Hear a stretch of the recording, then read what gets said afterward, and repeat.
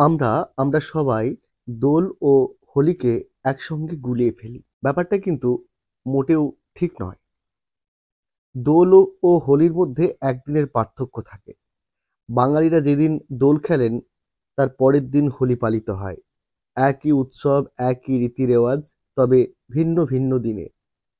কেন একই উৎসব একদিন আগে পরে উদযাপিত হয়? এর উত্তর খুঁজতে আজকের একটি নতুন এপিসোড ডক্টর বাঙ্গাল ইউটিউব চ্যানেলের নতুন একটি পর্বে আপনাকে স্বাগতম। দোলযাত্রা বা দোল পূর্ণিমা পালিত হয় রাধা ও কৃষ্ণের প্রেমের কাহিনীর উপর ভিত্তি করে, আর হোলি পালন করা হয় নৃসিংহ অবতারের হাতে হিরণ্যকশিপু বধ হওয়ার যে পৌরাণিক কাহিনী তার উপর ভিত্তি করে। উল্লেখযোগ্য বিষয় হলো শ্রীকৃষ্ণ এবং নৃসিংহ অবতার দুজনেই ভগবান বিষ্ণুর অবতার। হিন্দু পাঁজি অনুসারে ফাল্গুন মাসের পূর্ণিমা রাতের পরের দিন দোল উৎসব পালন করা হয়।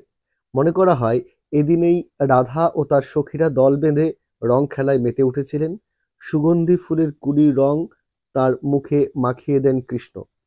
সেদিনেই কৃষ্ণ রাধার প্রতি তার প্রেম নিবেদন করেছিলেন বলে মনে করা হয়। অন্যদিকে হোলিকা প্রসঙ্গে যে মিথটি প্রচলিত রয়েছে সেখানে রয়েছে একটি পৌরাণিক কাহিনীর কথা। সেই পৌরাণিক কাহিনী অনুসারে রাক্ষস রাজা হিরণ্যকশিপুর পুত্র প্রহ্লাদ ছিলেন পরম বিষ্ণু ভক্ত। সে কারণে প্রহ্লাদকে হত্যা করার জন্য হিরণ্যকশিপুর বোন হোলিকা প্রহ্লাদকে আগুনে নিক্ষেপ করার পরিকল্পনা করেন। বিষ্ণুর কৃপায় আগুন প্রহ্লাদকে স্পর্শ করতে না পারলেও সেই আগুনে পুড়ে মারা যান হোলিকা। হোলি হলো অশুভ শক্তির পরাজয় ও শুভ শক্তির জয়ের প্রতীক। তাই হোলির আগের দিন হোলিকা দহন পালন করা হয়।